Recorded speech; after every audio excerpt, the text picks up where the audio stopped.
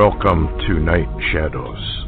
I'm Stewart Best, where the paranormal is normal, where that which you thought you knew, you didn't, and where the future can be known if you know exactly where to look. Well, good evening, everyone. Thanks for tuning in and listening. We're very fortunate to have Richard Shaw with us tonight. Got a lot to talk about, a lot of news out there. We also have Larry on board. Hi, Richard. How are you doing? Well, hi. Thanks, guys, for having me on.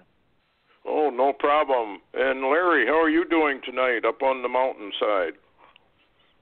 Oh, it's just raining like crazy and cold. Thanks for having me. And Richard, glad you're with us. Yeah, where do we want to start tonight? There's an awful lot out there. I was thinking that possibly, and I'd like some comments from both of you guys on this, and it concerns the blood of Christ.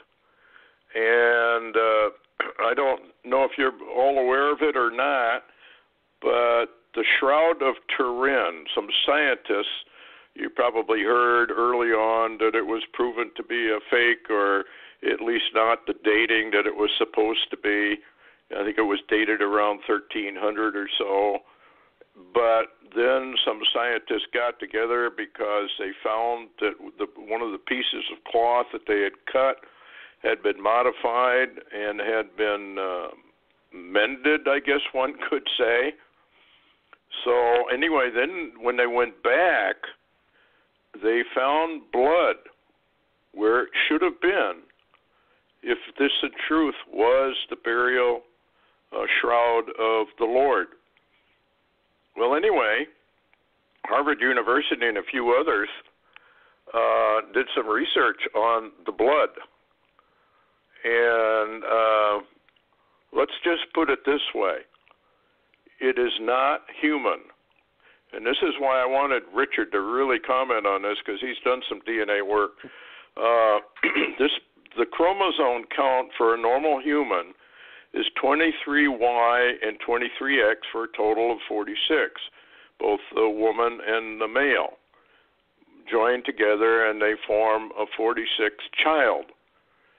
The chromosome count found by the universities and scientists that have run this is only 24 for the Lord Jesus Christ, the blood on the Shroud of Turin, and 23 for Mary, and 1 from God the Father. But what's interesting is the number 24, because it means priesthood. And this is kind of interesting. What would you think about that, Richard? It's an interesting topic. I know that carbon-14 dating was most likely falsified by the labs that did it at the time. That is actually, it's funny you should bring up the Shroud, because I just finished re-editing that segment in The Best of Watchers, which we just recently released. Yeah, I know you did some work on that. Yeah, The Best of Watchers had 2 experts that LA interviewed, the Right Honorable Barry Schwartz, who was one of the STERP photographers originally back in the 70s, stayed up for like 72 hours or something and took thousands of pictures. And then Dame Isabel Pixek, who's a particle physicist and also a muralist, who lives near Echo Park in Los Angeles, had her own views of it, saying it was an event horizon that created the image on the Shroud. Yes. That's all in The Best of Watchers. But as far as the blood, what you're saying, I hadn't heard that yet. I have heard about claims that the Ron Wyatt Foundation made when he said he discovered the Ark of the Covenant in 1982 underneath the Zedekiah Cave complex in Israel. And on his deathbed confession, basically related the same chromosome numbers that you're telling me now. So that's kind of interesting. Now, Ron Wyatt's story sounds like such a tall tale, and yet he tells it in his deathbed confession. And it would be very odd for someone to, knowing that they're about to die, to make up a story like that. Yes. I ran into a similar situation. Had nothing to do with the Shroud or anything, but it was about a guy by the name of Gustave Whitehead. And Gustave Whitehead flew about 4 or 5 years before the Wright brothers ever flew. And there were people on their deathbed giving testimony that they indeed had witnessed. I witnessed him flying long before the Wright brothers. And so this is very, very interesting stuff. I wrote an article for the airline pilot concerning him, and there was a lady that had written a book long ago about Gustave Whitehead and how the Wright brothers went to the Smithsonian Institute, or whatever you want to call it, museum, and said, if you will say that we are the first to fly, then we'll give you all our models to hang up. And Gustave Whitehead, of course, was basically kind of an unknown. But this is how history gets all messed up. Far away from the creator's blood on a shroud and a 24 chromosomes. That is really something, I believe, very wonderful. What do you think? Yeah, it would have to be done in a very scientific way and revealed that way. I think that for the scientific community to believe it, but they should do it. Oh, absolutely. And the problem that we found doing, it's known as paleo DNA, when you're doing DNA research on extremely old remains, sometimes mummified remains. The problem we've had, you guys, is that we can often get mitochondria DNA, but not nuclear DNA. And nuclear DNA is from the father. And that's usually so weak that we can't ever get it. That's been a problem. So it's interesting that they were able to get nuclear DNA that you're telling me off of this blood sample. Actual blood might be different. But you know, of course, that the Shroud was in a fire. I don't remember the date. I'd have to look it up. I thought it was in the 1500s or something. Might have been earlier. It was in a box, and the box melted and dripped on it, and it was folded inside this box. And so that's why there are these patterns in the Shroud when it's unfolded, because it was burned through. So then there were some nuns, I believe, that patched it. And recently, it's in the last few years, they've removed all the patches and they scraped all the burned stuff away, and they vacuumed it and steamed the wrinkles out of it. And now the Shroud is something like 10 centimeters longer than it used to be. And the image on the Shroud is much fainter after they had gone to that problem. So by vacuuming it, they removed a lot of forensic evidence that could have been found out about it. Mm-hmm. That wouldn't be a very smart move on their part. Why would they do that? Obliterate the evidence? I don't know. It is seemingly a lot of that desire to remove the Shroud as a viable piece of evidence. And, you know, these labs, Barry Schwartz said that the labs were paid £1 million British pounds to disprove the Shroud. You know, you would think they'd want it just the opposite. I mean, I think humanity knows. It's real. Yeah, you would think so. But it still goes down as they don't know how the image was on the shroud. It wasn't painted on. It wasn't drawn on. It's not like a chalk drawing or charcoal or anything like that. It was some kind of burst of energy that did it. And which, of course, also what's interesting. What's interesting about it is the shroud was folded over the body.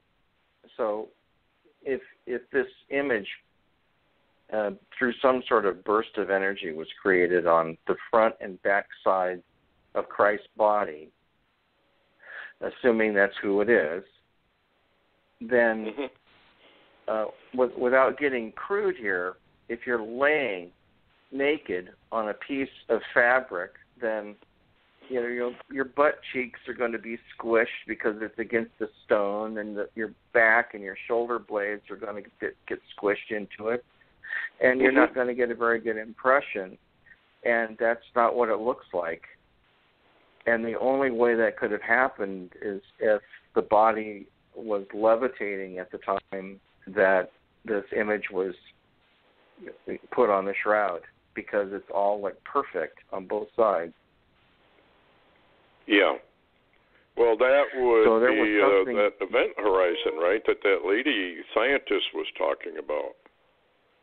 Yeah, and also that she pointed out, and this is something that I don't know why hardly anyone ever mentions, but there were some strange things happening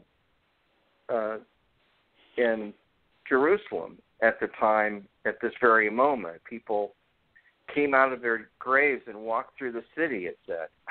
I mean, it was really weird stuff that was going on, but there was something really powerful that happened. Of course, the Roman guards were, blown off their pedestal that were guarding the thing, and the seal was destroyed. And also recently, I've had conversations with Yehiel Zellinger, who is one of the archaeologists that has been with the IAA, the Israel Antiquities Authority, for 26 years, who has done a lot of research at the Garden Tomb, where we believe all this took place. There's more than one tomb, but they think this is it, that this is where it happened. And in the wall of the tomb, in front of where the opening is where the round stone had, was rolled into position. Right. But there is a spike. I don't know if you know this. There's a metal spike in that stone wall, and there's a piece of it still in, captured in the wall. And when you talk about this, it was sheared off by some force.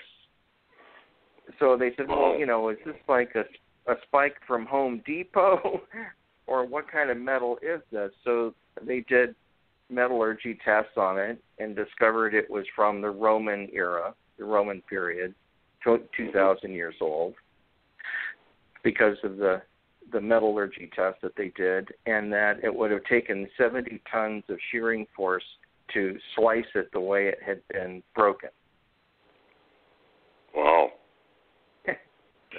That's a lot of pressure. Well, it's obvious that in the resurrection, Paul even says that we have to be changed because flesh and blood cannot inherit the kingdom of heaven.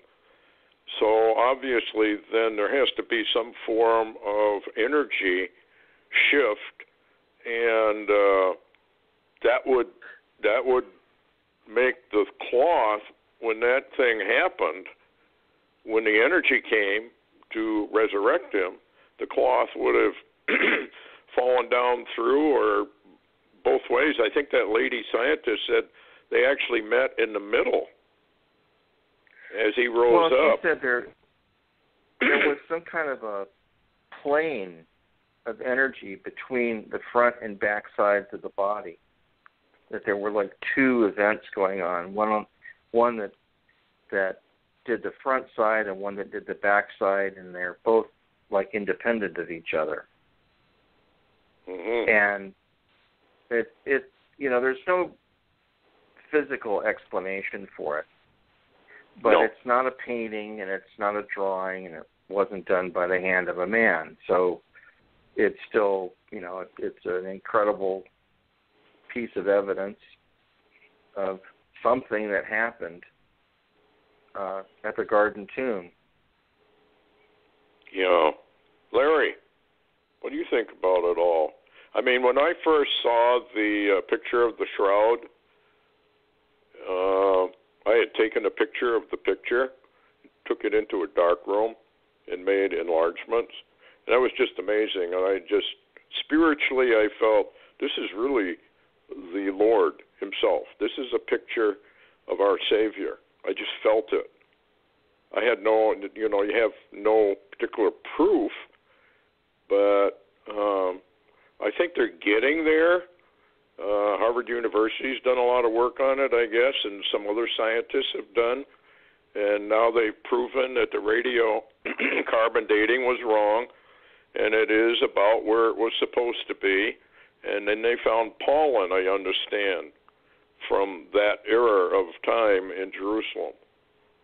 So there are a number of proofs that this thing clearly could be, without doubt, the shroud, the burial shroud. What do you think? Yeah, I was thinking about what you and Richard were talking about as far as the forensics being clean. And, I was in law enforcement for years, and one of the things you do not do with any piece of cloth or anything else that has residue or evidence on it as far as forensics is you never clean it. You absolutely never clean it. And, you ask, well, wonder why they would do such a crazy thing. And the only answer I can come up for the moment is the fact that, number one, the event itself was religiously, politically incorrect. I mean,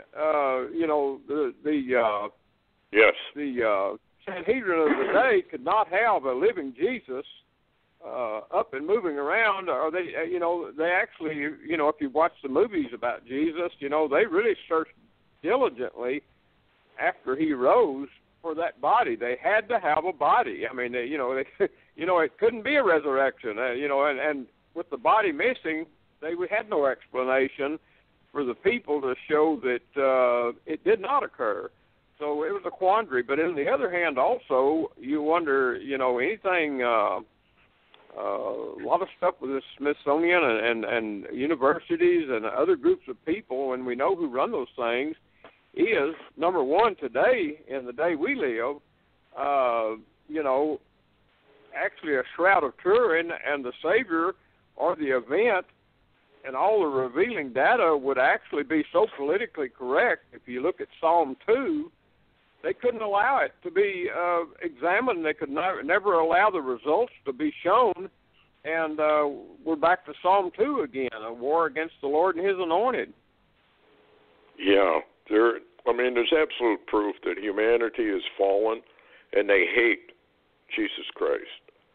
And it's like the UN hating Israel. It's spiritual in its nature, and they just can't get away from it. Yeah, I agree with that. Just like their comments about Jerusalem are so ridiculous. Everyone knows that the Jewish homeland, it makes no sense at all. And the Knesset is there, the Jerusalem Museum is there. I mean, all of these things, and then all of the. That was another thing that I wanted to mention is the huge ongoing search for artifacts, stunning developments that are going on right now under Jerusalem that I've been privy to in the past year are really unbelievable and undeniable that this was the place where everything happened that scriptures talk about. I mean, they're finding all sorts of proof of ancient structures underneath parts of the Temple Mount. They just found another portion of the Western Wall. They found a Roman theater underground. They're beginning to discover drainage, flood control systems that stretch all the way from Silwan, apparently clear underneath Jerusalem. They're now just really understanding how the city's being put together. And there was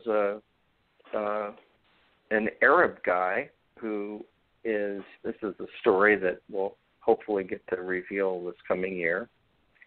But there was an Arab man who has a store in the Jerusalem market. He's had it for decades. It's been in his family. And he wanted to expand it and put a restaurant in. And so he knocked out the back wall, and he did it at night, pulling out mountains of dirt in like a bobcat kind of deal, and it ended up on the Jerusalem police surveillance cameras. And all this stuff was coming out of his face.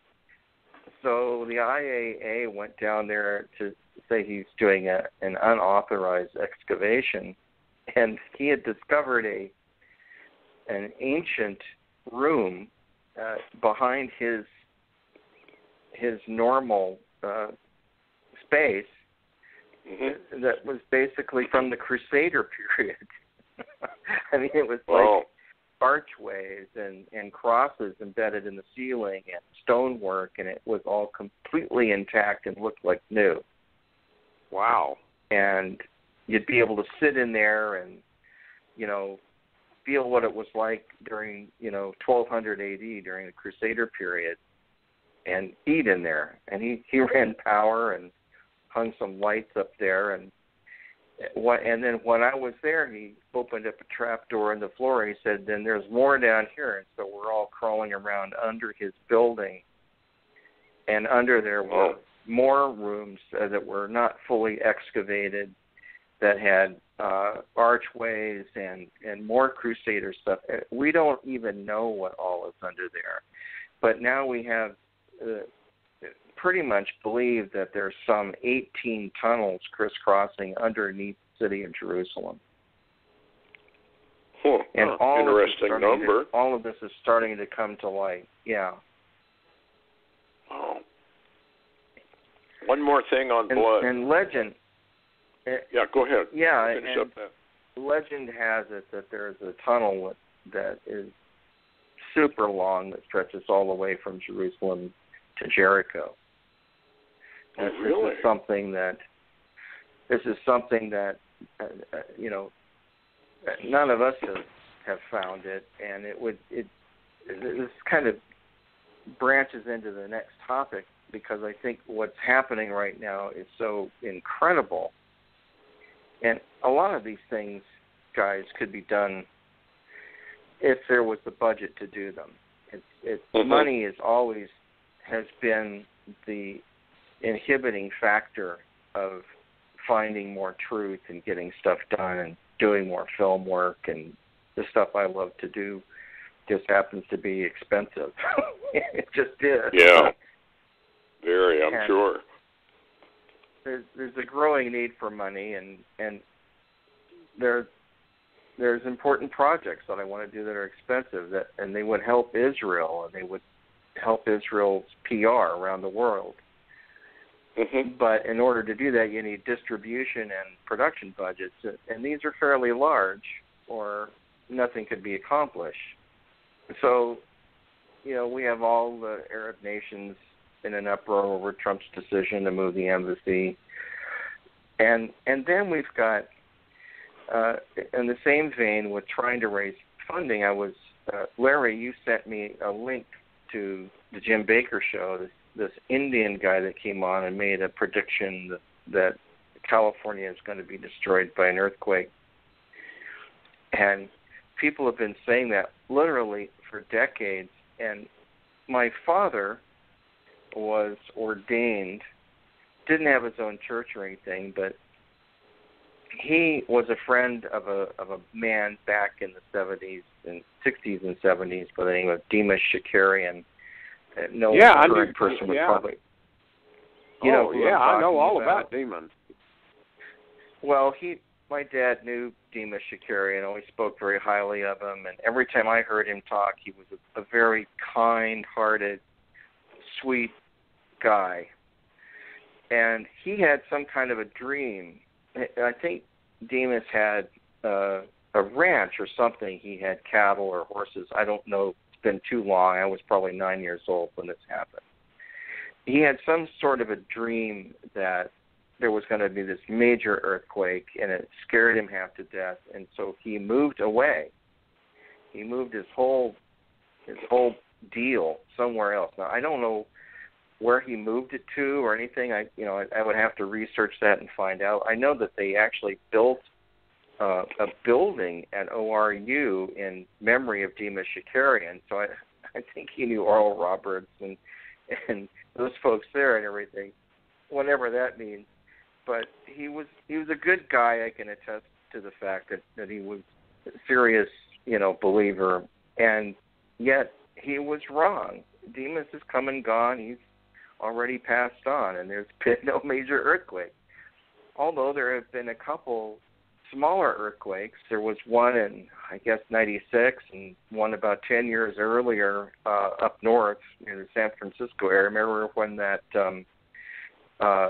highway pancaked on itself and crushed a lot of people, and one of the bridges fell apart, and then 10 years later there was the Sylmar quake, and some of the overpasses collapsed, and a motorcycle cop basically ended up in midair and died, and a lot of buildings suffered a lot of damage near Beverly Hills and areas like that. But it still wasn't the big one. It still wasn't like California slipped into the ocean or anything like that. And I know that there's a lot of people that would like to see that happen because they think that all of California is leftist, which is not true. Because I live here and I have to try to explain to some of my left-leaning friends why I believe the way I do, and they listen to me. So it's, you just do your best, but I don't think God, as the scriptures say, has given us a spirit of fear, and especially we're not supposed to use that to prey on people's fears to raise money for things. It just seems unfair to me to do that. So what has happened in the past few years is that when Iraq was, when they went to war in 2003, and in fact even before that, the 91 Gulf War, they stole a lot of dinars. Saddam Hussein stole dinars from Kuwait. And so Kuwait had to basically devalue their own currency so that Saddam Hussein couldn't spend it. So when the U.S. went in there and basically cleaned house with Saddam and won the war and all of that, about a month after it was declared that the war was won and Kuwait had been freed and all that, they revalued their currency back up to where it had been before. And a lot of people became instant millionaires overnight because of that. They were holding this devalued currency, and it went back up to, I don't know, $3.20 to the dollar or something. It was really highly valued currency, and it happened over a Sunday. Well, Iraq has been running on this old currency now for decades, and right now it's like something like $11.82 to the dollar. And they, over the past several weeks here, they've basically cleaned the country out of ISIS and recaptured Mosul and a lot of the desert areas that ISIS was still camping out in, and basically Abadi, who's now in charge of the country, declared that Iraq was now liberated. So a lot of people have been investing in Iraqi dinars thinking that that's going to happen again, and it still hasn't happened. And it's very difficult to understand why not, because they need money in the worst way, because they've got all of this war damage into the billions of dollars where things are just in desperate straits, and they need to do it, and they still haven't done it. And yet we know that they have printed lower denomination bills. They've printed them in Europe, and the United States has minted lower denomination coins, which they call fill. And this stuff has been delivered, and I have friends that study all of this, and they have friends in D.C. that give them intel on what's going on over there, and still it hasn't happened. There's a guy who is a Christian man. He's known as Bruce. He does a call every Tuesday and Thursday about Iraq. It's called The Big Call, and he has thousands of people that listen to it. And every time he comes on, he says, well, we thought this would be our last call, that they're going to RV, like it's imminent, they're going to do it, and they never do it. And so I talked to Bruce this week. I said, Bruce, I listen to you quite often, and I said, you always tell me that it's going to happen, and then it never does. And I said, I believe you. I believe you when you say it's going to happen, because this guy has a good heart. I don't think he's there just to try to deceive people. I think he really thinks it's going to happen. But a lot of people thought that they were going to RV before Christmas. And we don't know yet. And some people thought that it was held up because they were waiting to see if Trump was going to sign this tax law. And he just signed that. Yeah. So it could be that they're waiting until 2018 rolls around to do it. or we don't know why they would wait after that. But meanwhile, while all that's going on and people's need for money is still increasing, what's happening right now with cryptocurrencies is really interesting. And the only reason I'm mentioning this, because I'm not like a person who is an economist or anything like that, but when something as weird as what's going on is happening, then I have to go, this seems really prophetic to me. I mean, what we're watching now could be the beginnings of how the mark is used and how it works and the whole electronic aspects of it and all that. Are you with me, guys? You know what I'm trying to say here? Yeah. So I started doing some research, and what's interesting, my bank isn't far from our house, and I know the branch manager there really well, and we're good friends, and he loves watchers, which just really cracks me up. And he also believes in UFOs and aliens and all that. Of course, the New York Times this week came out with some footage from 2004 of an Air Force jet taking radar footage and chasing a UFO, and everybody saw that, right? And I guess it was on CNN as well. Not that means anything, but I mean, I look at it and go, well, yeah, it's another UFO piece of video, of which there's hundreds of. And now why NASA is releasing this one, and I talked to LA about it, and I said it's like soft disclosure.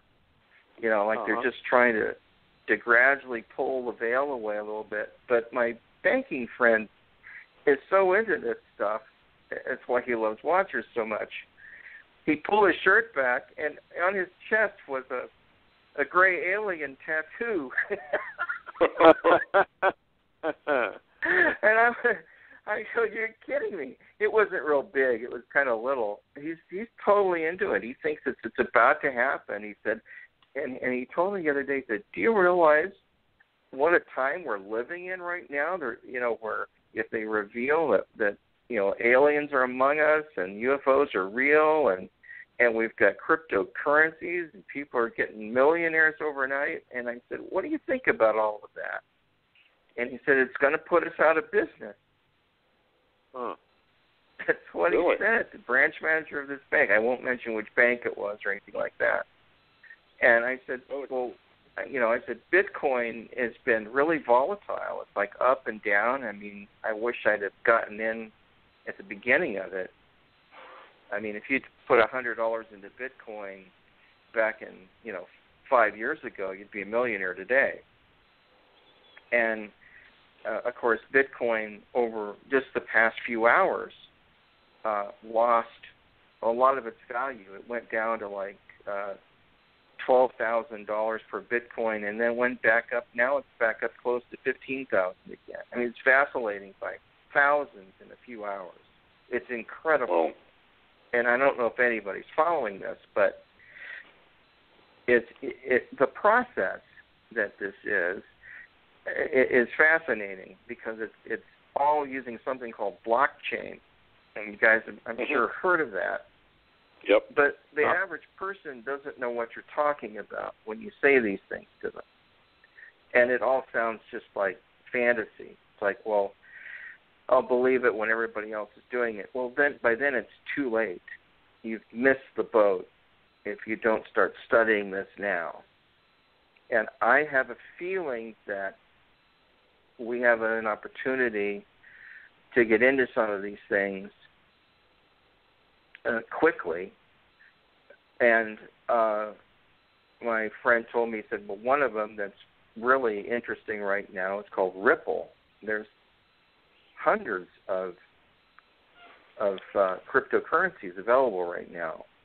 But there's only a few that are hacker-proof and a few that are actually becoming usable. And so you've got like Bitcoin Lite, and you've got, of course, Bitcoin, which is kind of like now so pricey, one can afford it unless you get fractional amounts of it. Mm-hmm. There's Ethereum and Ripple. And Ripple is like $1. It's like, it was a few cents, and it's already in 2 weeks, now it's up to over $1. So, I mean, these cryptocurrencies are expanding by thousands of percent in a 6-month period. So if you invested $100 into one of these up-and-comers, within a year you could be a millionaire. Mm-hmm. So this is not telling people to spend their life savings and doing something like that, but it might be to say, well, you could take a chance on some of these and see what happens. So I've been studying what blockchain is, and it's basically a way, it was originally designed for Bitcoin, and it was a Japanese guy figured it out, and there's a company called Coinbase is the most popular method to access Bitcoin right now.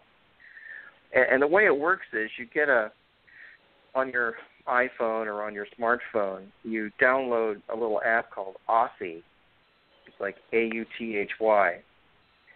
And Authy generates a token with a password code. And then you put that into Coinbase, and it lets you in to your account. Hmm. And what this is all about is that the easiest explanation, in fact, that I read today, because I knew I was going to be on your show and try to explain it to people so they understand, with blockchain, it's like in the past, like say someone, especially if you've had legal stuff or non-disclosure agreements and you're sharing those documents between people, well, the way that that's been done in the past is it'd be generated in Microsoft Word, and you'd email it. You'd wait for your friend to open it, look at it, make his changes, send it back to you, and all that. Well, with blockchain, you can send it out there privately between how many parties need to see the document, and you can all work on it in real time, and the other guys can see your changes being made. Uh-huh. And yet none of the other computers are storing this information. It's all private, personal. It's hacker-proof.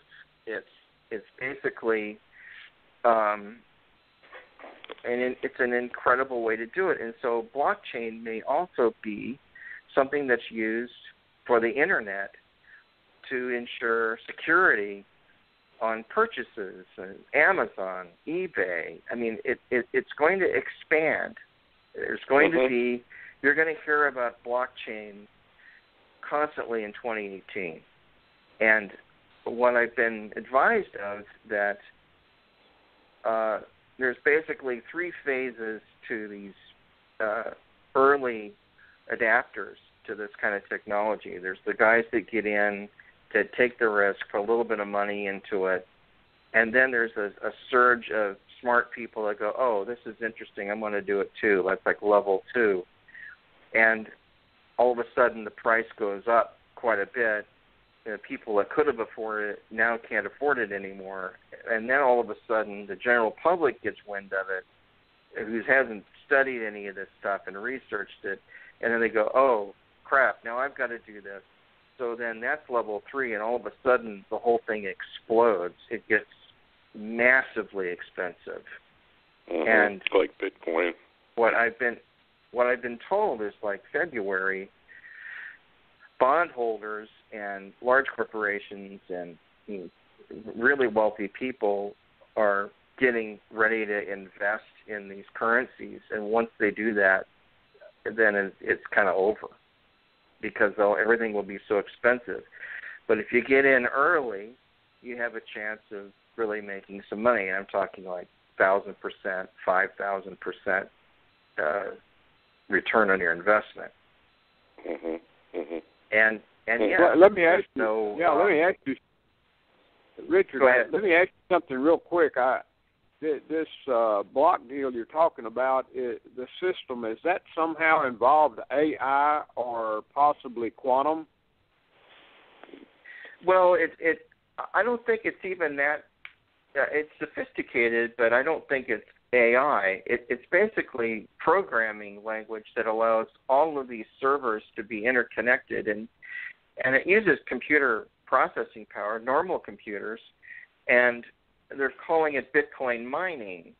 So, like, if you help with the processing, then you can earn Bitcoin through your computer. So people are setting up Bitcoin mining computer systems all over the world, and some of them are using up enormous power to do this. I mean, like, the numbers that I've been reading are just absolutely incredible. But what happened is, a couple of years ago, I don't know if you heard about the Mt. Gox meltdown, but there was a Bitcoin distributor called Mt. Gox. I think it's in Japan, and a hacker got in there, and a lot of Bitcoins that people owned disappeared, several $1 million. And so the price of Bitcoin at the time that happened was almost $1,000 for Bitcoin, and it plummeted to like $350. Well, at that point, I got to thinking, well, this isn't secure enough to invest in it, and a lot of people lost confidence in Bitcoin.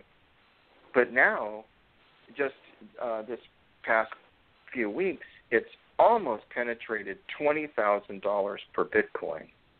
It's insane what's been happening. Today, the last time I looked, it was $14,800 per Bitcoin. So imagine if a couple of years ago, if you'd have put in, $10,000 into Bitcoin, you'd have, you'd be a billionaire. An incredible amount of money. Yeah, and so that's what they're saying about Ripple, because Ripple right now is like almost like penny stock. If you go into your piggy bank and get $100, you can't do any less than that. And it's not easy getting into Ripple. You have to go into Coinbank, and then you have to use Bitcoin to buy Ripple. That's what we've been seeing. And Coinbase basically halted all trades while Bitcoin stabilized yesterday, because it was losing ground. It went down to 12,000, and now today it's back up almost to 15,000. So it's vacillated like $3,000 in a single day, which is just unbelievable. But we don't think that Bitcoin may necessarily be what to invest in, because we don't think that, I mean, it could go up further than that. I suppose it could, but it's gotten so pricey that people are looking for other alternatives. So, you know, Ripple seems to be a good one, and Ethereum is another good one.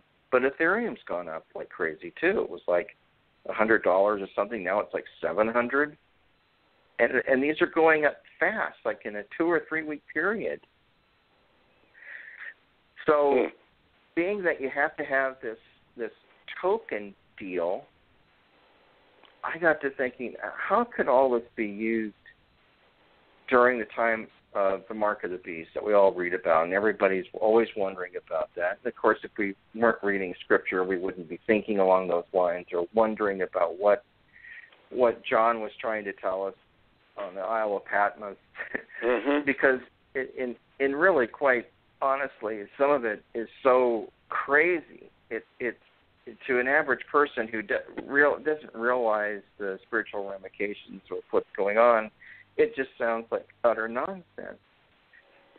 But now we can see how, say, for example, say that the mark of the beast is a chip, which we've thought it now for quite some time. It's a chip that goes under your skin.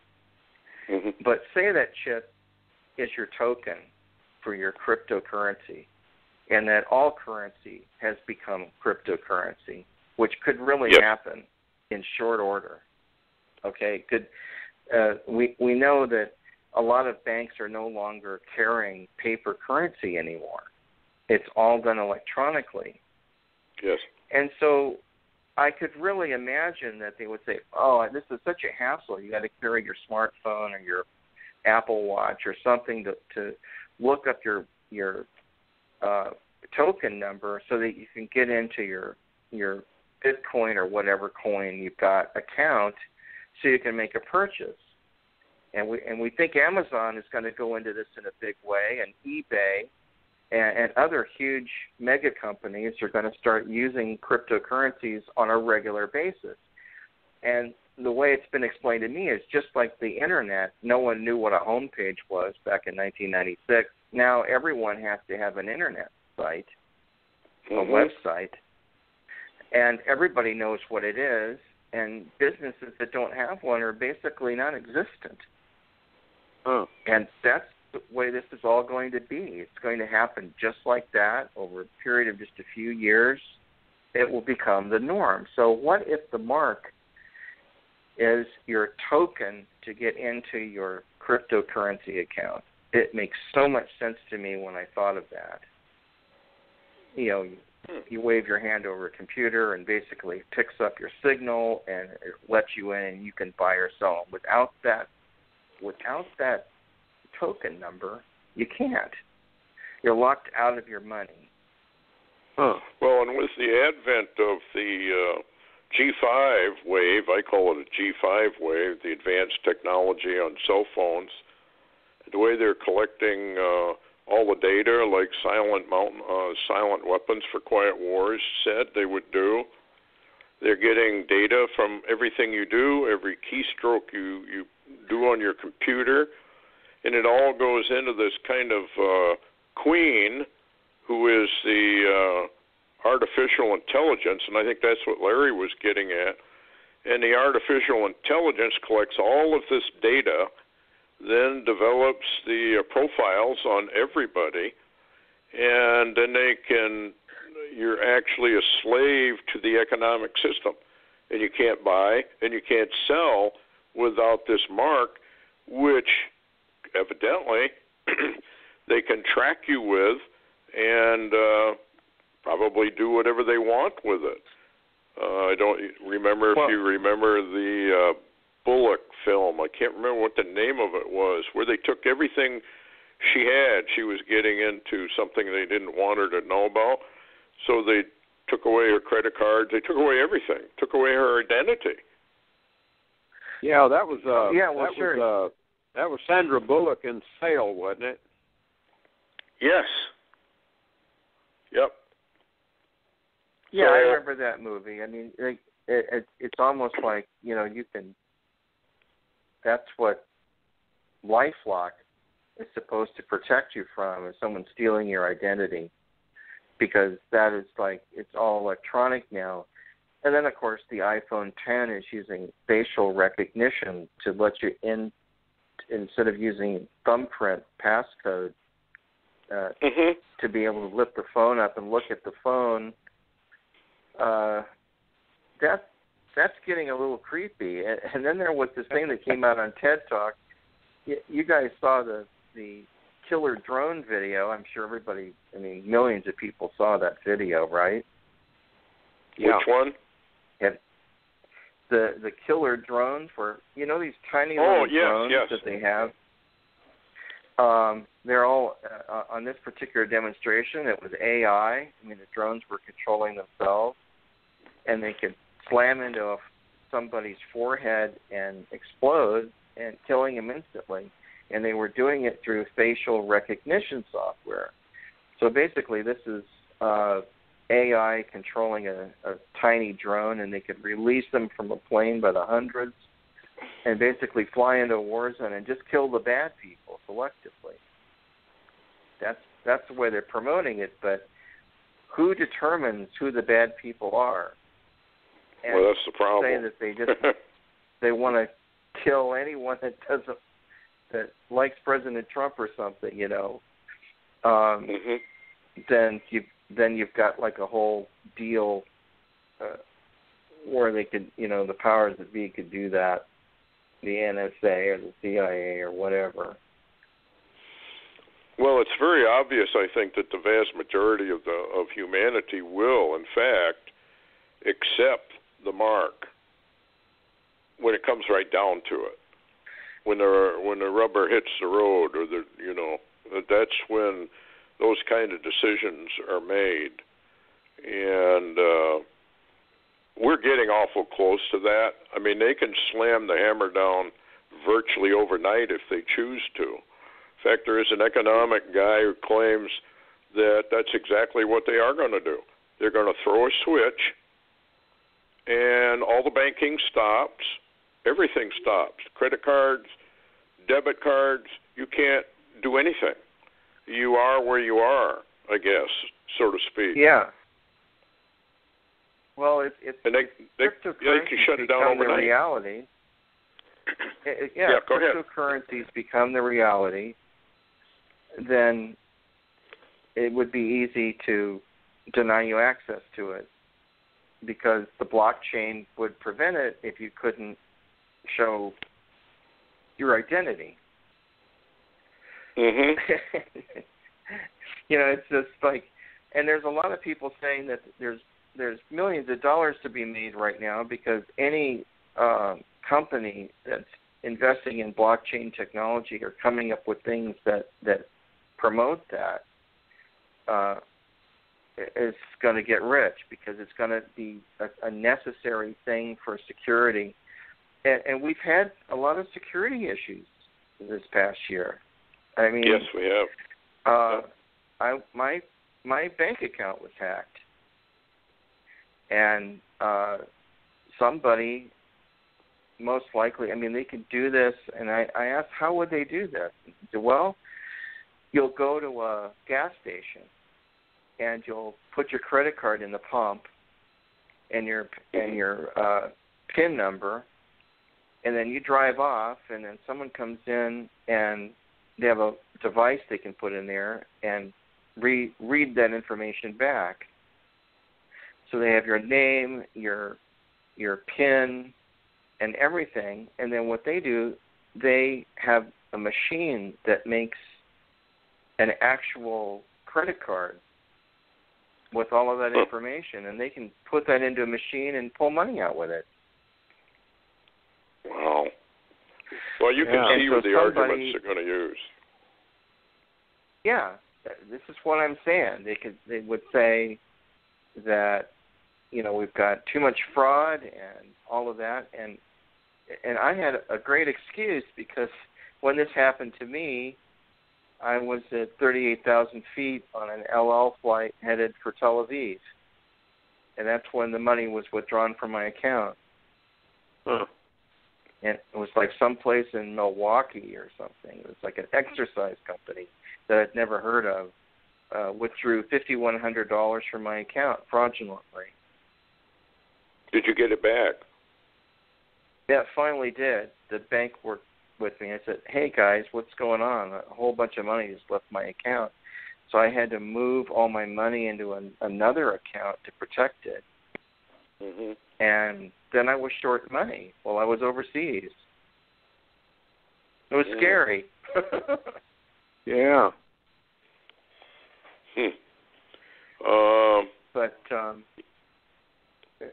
the whole moral of the story is the only reason I'm talking about finances is because it has been the biggest impediment to forward progress this year of anything, because all of these projects are expensive, and if we really want to help Israel, it's expensive to do, and I want to figure out ways of making more money, and I don't want to, ask people for money or anything like that. I just want to figure out a way to do it, and this may be a way that, God is opening up to help people do that.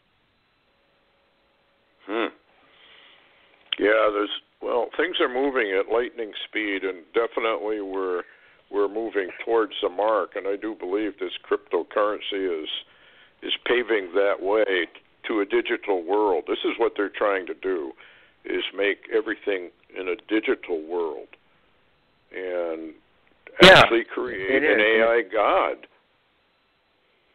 Yeah, it's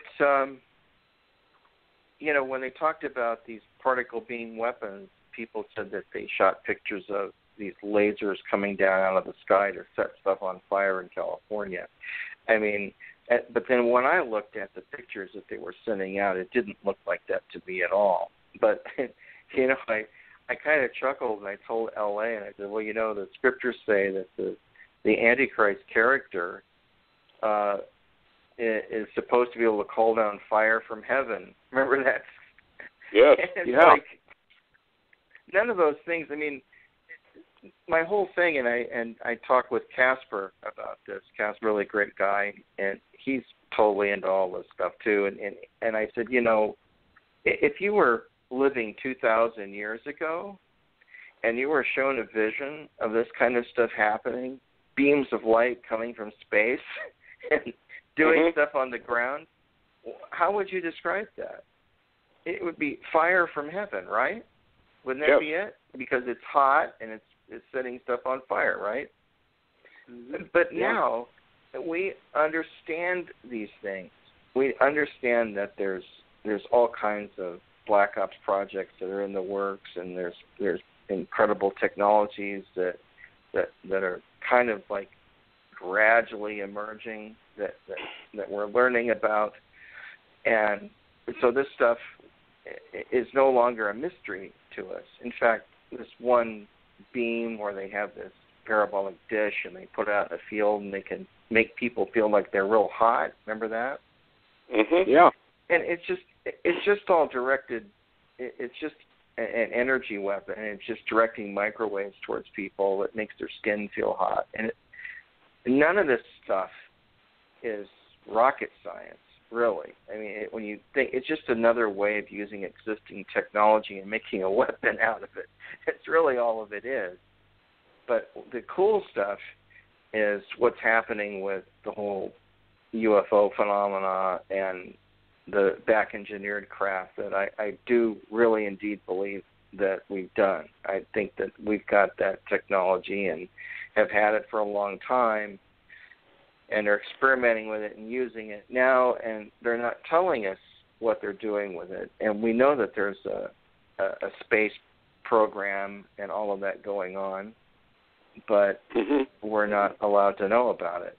And I think Trump is trying to end all the secrecy, which I thought was really cool that he came out with the JFK papers and told them to release those. And now they're finding out the most recent thing. Yeah, the most recent thing they discovered was J. Edgar Hoover was saying, once Oswald had been killed, he said, well, that's it. We don't need to tell the American public anything more. That's enough for them to know. Wow, the arrogance. Yeah. It's truly remarkable. And, and then evidently the government in Cuba was monitoring the Dallas situation and knew it was going to happen that day. I mean, it's like it was a huge conspiracy, and now all this stuff is out, and you can read it for yourself. Yeah, and they withheld a lot of those papers still. Yeah, and that's why I think Trump acquiesced for a little while, but I think he's going to demand them. I think I read an article where he thought that, why do they need to hide this stuff now on JFK? Right. Well, they released a lot of it, and then they were going to wait and release some more, and I think they finally did release even more of it because Trump demanded it be released. Oh. And then, of course, he signed the tax thing into law today. I heard that, too. Mm-hmm. So, and of course, the Democrats hate anything that Trump does. It wouldn't matter if he was giving money to the poor or, saving unborn babies or anything like that. They would say it was terrible and this is the worst thing to happen to America. And they I can't believe the stuff they say sometimes. It's just like, what? It's just incredible to me. Well, with all the stuff going on and all of the portals Larry's living right by a portal, it seems like. And, people are photographing this stuff where these little things open up and creatures are coming through. I mean, there's a Red Elk who was a Native American elder was big on saying that the veils are thinning and that the other dimensions are going to start to mesh with ours. What's your take on that? And Larry, too. Oh, yeah, I think that's what's happening. I was looking at this image, Bob Williams, my special effects friend. Mm-hmm. He's often driving through the desert because he lives in Arizona and drives into Hollywood for work. And he just sent me a picture of a rocket in the sky over Mojave. And really? He's thinking it might be SpaceX. Huh. And I wrote him back, Edwards. It's probably Edwards because that's where they do stuff. But I mean, when I was a kid, they would blow missiles up in space all the time, and you'd see the squiggly line way up high in the sky, and it would glow at night because the sun would illuminate it. Even though it's nighttime, it was above the curvature of the Earth, so it was picking up the rays of the sun and lighting it up, and it would be multicolors. It would look really cool. Well, he just sent me a picture of something that looks similar to that right now. It just happened. Interesting. Larry, what's your take on all that? You live by one of those strange places. Yeah, and where I'm at, too, there's an incredible amount of electromagnetic activity going on. Of course, I'm up high kind of for this part of the area, but it seems like a lot of people, and people up here, Stewart, the friends of yours, that there's a lot of anomalous activity going on, not only creatures, but objects and flashes of light and glitches and everything electronic. I mean, it is bizarre. Wow. Well, I think it's going to get a lot more bizarre. I think so. I mean, if they start disclosing, and of course I've been writing Stephen Bassett, the D.C. lobbyist for disclosure, and I wrote him and I said, remember what I said about Trump, not to underestimate him as far as releasing this material. Mm-hmm. I think do you he's think going to this do is it. part of the acclamation or soft disclosure? I think it is. I think most people now kind of realize that if you're talking about UFOs or anything like that, people don't think it's nearly as weird as they used to. Yeah. And I remember even before Roger Lear passed away, we talked about that, and he said most people now believe that it's a big universe and there's stuff going on that we don't know about, and beyond that, even that there's top secret projects that we're developing that are basically breaking physical boundaries as far as what can be done with a craft. And it's very difficult to tell how much of it's true and how much of it is hearsay, and we don't have any actual physical proof, but we know that this stuff is going on because people are seeing it all over the world in increasing numbers. So and photographing it too. There.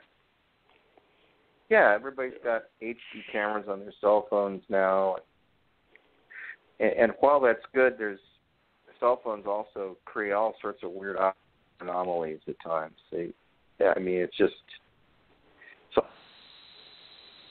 Yeah.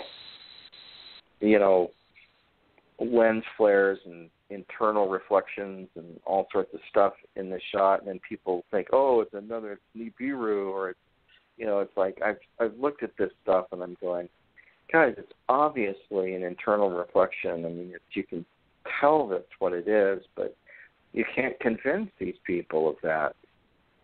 Yeah. So you have to be careful in analyzing that photography. With all the research that Lear did, Dr. Lear, what was his conclusion as to whether they were alien or whether they were just advanced technology we already have and probably military in its nature? Did he ever say? Well, when you get the best of watchers, UFO. Mhm. You're breaking up. Clearly, can you hear me now? Yep. You can clearly see alien beings on the ship. I mean, you can see their eyes and turning their heads, and it's not like it's super high res because this craft was about a mile away from the camera, and the camera was zoomed in and had a extender on the lens, and it was standard def NTSC, shot in 2009. If it happened today, it would be there with much better cameras and could really see even more. But if you get the best of watchers, you can see that, and it's very convincing. And the only reason I did it was because before Roger passed away, he said that there was this guy from Chile who did an analysis of the occupants of the craft, and so I looked it up and found his website, and sure enough, he had still images and short bursts of GIF images where you could see something through the portal on one side of the ship, and it looked like little gray aliens with the big eyes, Yeah. And then some other being next to it that looked like a big praying mantis kind of creature. Now, I know how unlikely that sounds, but in our research on alien abduction, which has happened all over the world, not just here in the States, but all over the world, Moscow and Israel and every place, people have talked about being abducted and ended up on a ship and had missing time and saw these beings. Typically what happens, you've got a couple of these little gray aliens, and then you've got this bigger guy that looks like a praying mantis who's supervising the procedure. And that's what was aboard the Convergas craft, with two little grays and one larger creature. Yeah, so it's very interesting. It's very interesting, Richard, that you found also that the activity going on inside the craft itself was defeated. In other words, it was a lot quicker than time outside the craft.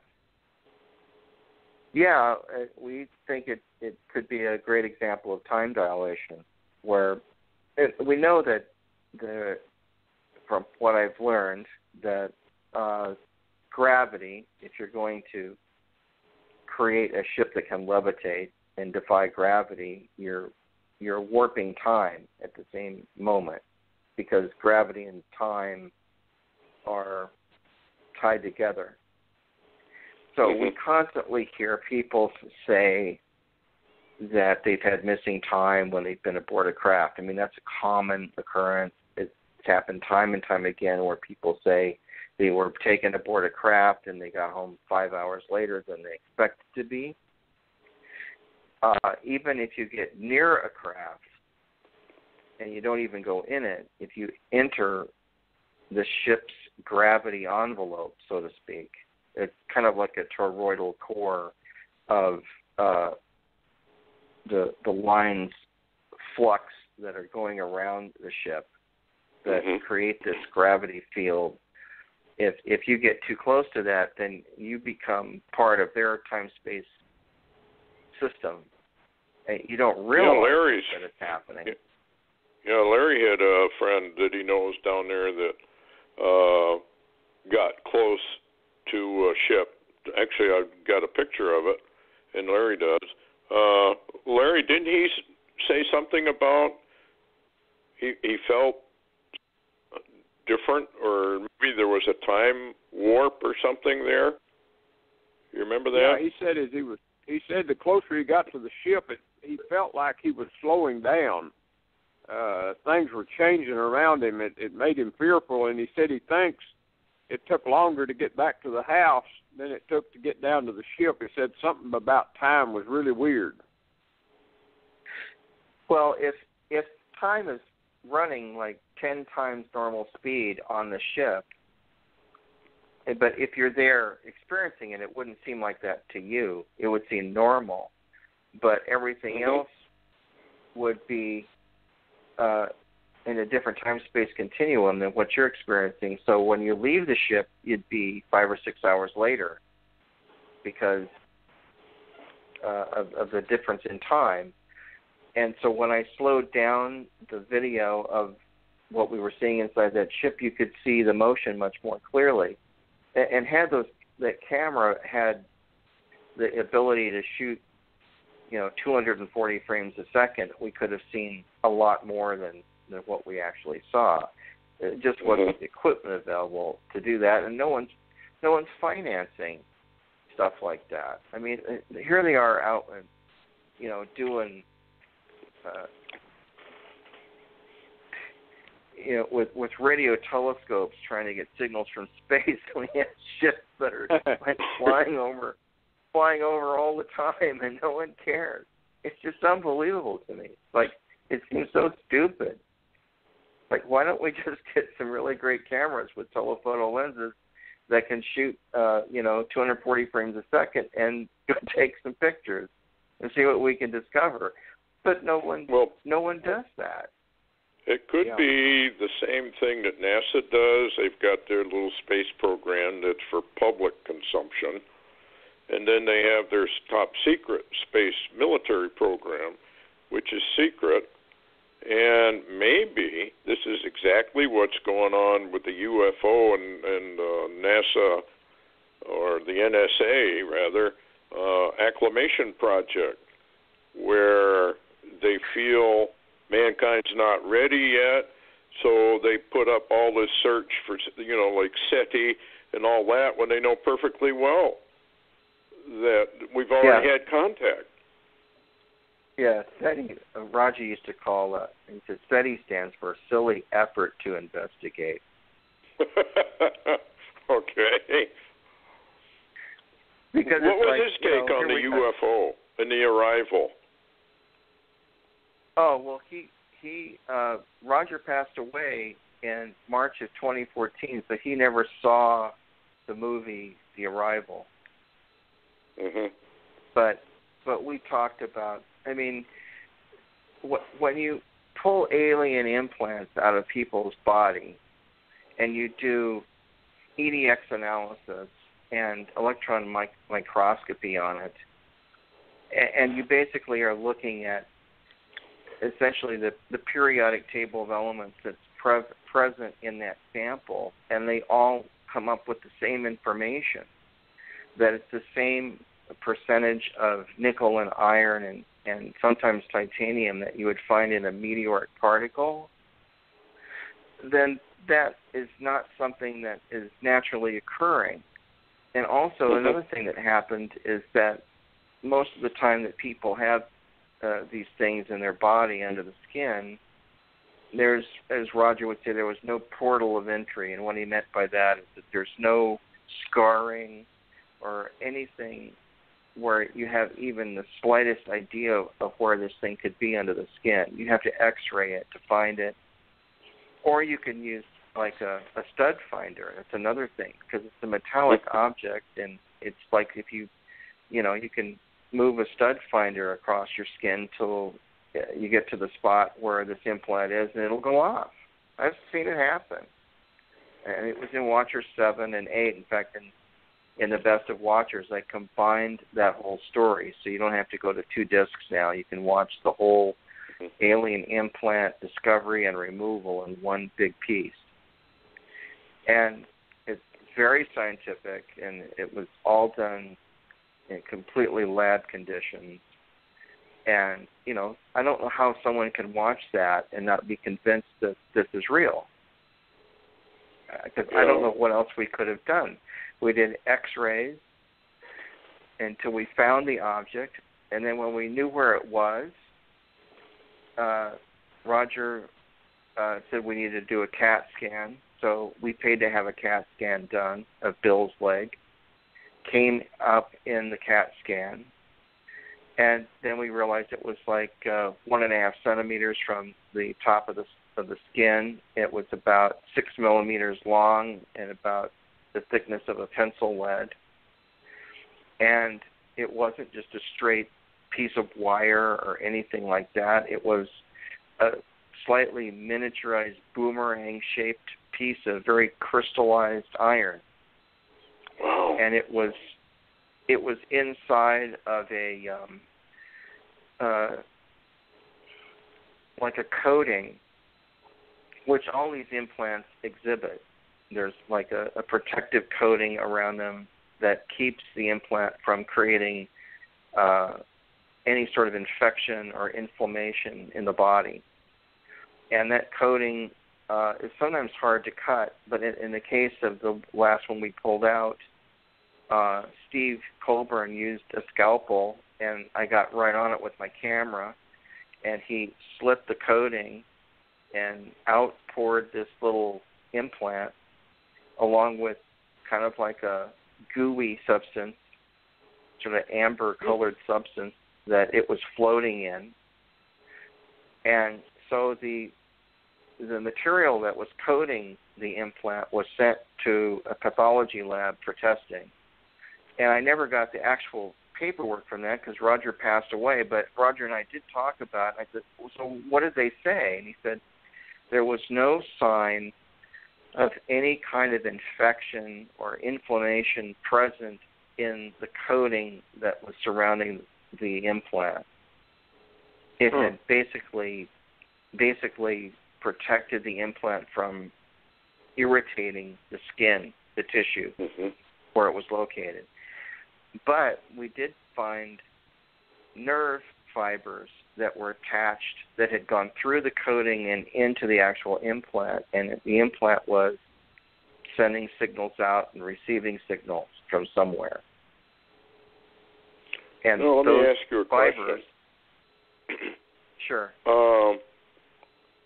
If the alien or fallen angels, most likely, are the ones doing this, and it's not something that we've developed ourselves, would then the Illuminati or the powers that be take that technology for the mark and demand everybody get implanted? I think it's beyond our technology. And the reason I say that is because both Steve and Roger believed that there was nanotechnology going on, and you're talking at the atomic level here. Mm-hmm. So if these tiny little chips, these little devices that look nothing more than an irregular shaped piece of rock, or in this case a tiny little boomerang shaped piece of crystallized metal, essentially they appear to have some sort of computer built into them. It's beyond our capability. And the other thing is, and I asked Steve this, I said, so you're telling me that we've got semiconductive nanoparticles, nanostrands and nanospheres. You can have conductive nanoparticles and non-conductive nanoparticles, just the same way that you would build an integrated circuit using silicon, right? Right. And they can do it with this at the atomic level, but that means that they have to connect those things into a working circuit. And what appears to be what is going on in these implants is that this is a three-dimensional circuit. It would be like a web of these components that are all impregnated in this nickel-iron composite. And I said, well, how are they doing that? Because it would seem to me it would just short the whole thing out instantly. But he said what seems to be happening is that same coating that's coating the whole thing on the outside is also insulating these components on the inside. And it doesn't seem like there's any kind of, they're not heating this to get all of those components in there. They're using some other method to move those elements into a metal substrate and then putting that into someone's body. That's way beyond our technology right now. Well, Richard, didn't you also say that they actually transmit a frequency? They do, yeah. I don't know if it's 330 megahertz or 330 gigahertz. Roger thought it was in the gigahertz range. But I've talked to two scientists about that, saying, well, then you're into microwaves, and that would actually cook the skin. But I'm really not sure if the reading that Roger got was in megahertz or gigahertz. But yes, it was. He put a frequency counter up to it with an antenna, and it was sending out a signal. And as soon as you remove it, it goes dead. It's no longer connected to nerve ending. And the other thing is it's sending out a magnetic flux density basically it was sending out almost 7 milligauss. And he measured my camera, and it's in the film. People have seen this. And my camera with a lithium-ion battery, and it was a Canon camera that I was using to record all this. And it was reading 10 milligauss with a fully charged lithium-ion battery, and this little implant, 6 millimeters in length, was putting out 7 milligauss with no battery or anything connected to it. And it was just high tech. It's very, very high tech, and yeah. I don't think just to say that we're just using blockchain, and we want to have an RFID chip give us our token number so we can get into our account. You wouldn't need anything super sophisticated to do that. But if it gets really dark and evil, and if they are able to transmit a signal and have the chip emit some sort of toxic substance into your bloodstream or to try to kill you remotely, you know what I'm saying? None of this would surprise me. None of this is really that kind of thing. We know how to kill people pretty well nowadays. Yeah. So nothing would surprise me that they would try to do something like that to keep people in line. And all this goes clear back to the Ron Wyatt account of his deathbed confession of the Ark of the Covenant. And he said he saw angels down in this chamber. underneath the Temple Mount when he saw it in 1982, and he said no one would be able to find the Ark again until it's time for the mark of the beast. No, that's what he says. That's what he said in his deathbed confession. Well, it seems like we're getting awful close to that. I mean, with the Bitcoin experiment going on and everything else and the technology, And with we this, won't have physical money anymore. What's your take on this arrival thing? With all this release suddenly, it seems to me it's right on time for the 2017-2018 pivot that maybe the arrival's not very far off. Well, I have a bit of difference of opinion when it comes to L.A. Marzulli on aliens. I mean, his take is they're all fallen angels, they're all evil. I tend to not agree with that, and I said, here's my argument against just saying it's all bad, is because there's supposed to be, in Scripture it talks about, if we're going to use the Bible as a historical document here, that, there's a war in heaven is going on. Yes. Well, how can you have a war unless there's two sides, a good and an evil side? Mm-hmm. And they're both angelic, if you want to call them that. And there's a very fine line, and a lot of people agree with me that there's a very fine line between angels and aliens. If we saw an angel today, would we say it's an alien? If you saw like a 7-foot glowing being walking up towards you, would you call it an alien? I bet you probably would.